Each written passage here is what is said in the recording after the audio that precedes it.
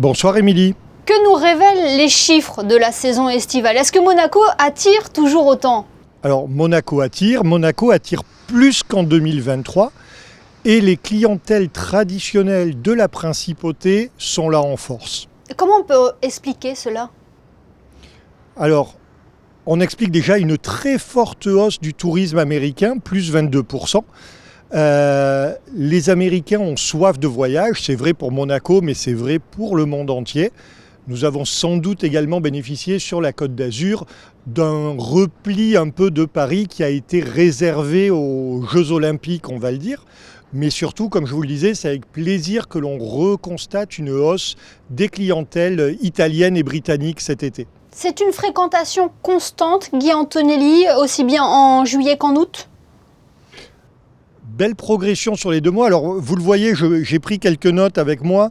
En juillet, plus 2% comparé à 2020, plus 2 points comparé à 2023, plus 7 points comparé à août 2023. Donc, un été en hausse de 4,5 points, avec un prix moyen lui aussi en hausse.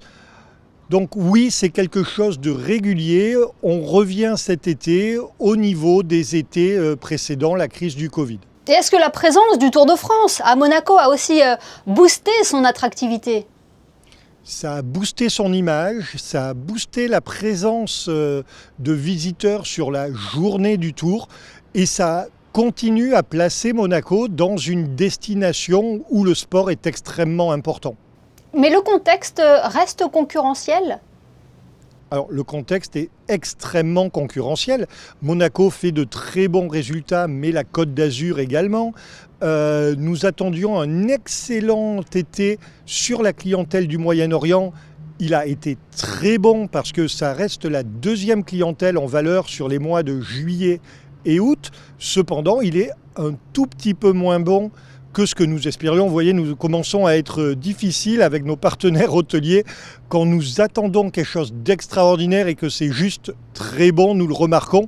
Mais oui, l'été a été très bon, mais bien évidemment, cette concurrence montre qu'il faut continuer à travailler et continuer à promouvoir la principauté. Et justement, comment on fait la promotion de Monaco? Comment on arrive à attirer cette clientèle, à la séduire et puis à la fidéliser?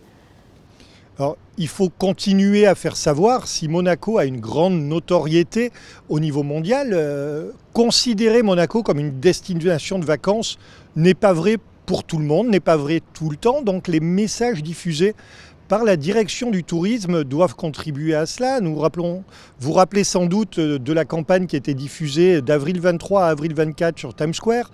Cette année, nous renouvelons l'opération non pas sur des grands écrans, mais à bord d'avions, dans les systèmes d'infodivertissement des compagnies aériennes comme United Airlines, comme Lufthansa, comme Air France, où on retrouve les films Monaco. Et donc quelqu'un en situation de voyage qui voit Monaco associera Monaco à une destination, nous l'espérons, de son prochain voyage. Mais rassurez-nous, Guy Antonelli, Monaco fascine toujours autant, hein. Monaco fascine, bien évidemment. Vous voyez en septembre encore un grand mois de septembre très tourné tourisme d'affaires avec le rendez-vous de septembre, début septembre, la convention SLB actuellement au Grimaldi Forum et à la fin du mois le Monaco Yacht Show. L'attractivité de ces événements et celle de l'été prouvent bien que Monaco attire les clientèles loisirs et tourisme d'affaires toujours plus. Vous êtes confiant donc pour la fin d'année? Très confiant pour le mois d'octobre.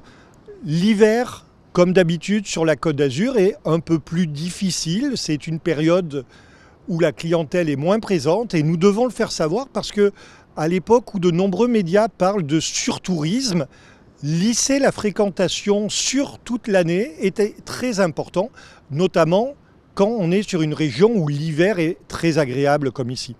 Eh bien, merci beaucoup Guy Antonelli d'avoir été notre invité ce soir. On le rappelle, vous êtes le directeur du tourisme et des congrès. Merci. Merci Émilie, bonne soirée à vous.